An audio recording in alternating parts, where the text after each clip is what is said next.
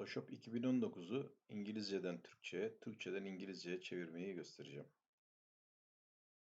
Şu anda İngilizce kapatalım.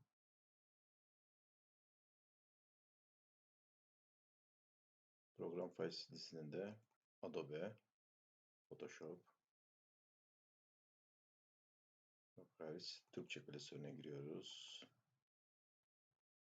Bu dosyamızdaki 4281'in uzantısındaki biri silip tekrardan kaydediyoruz.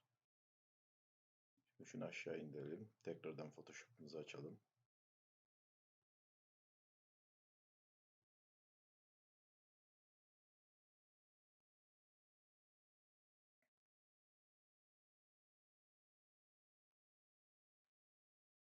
Gördüğünüz gibi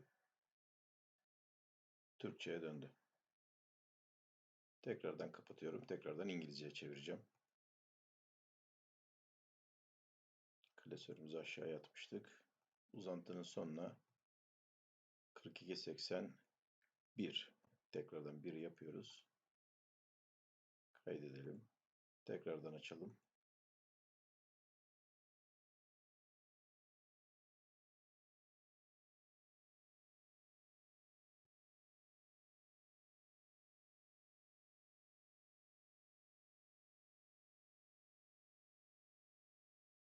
Gördüğünüz gibi bu kadar kolay.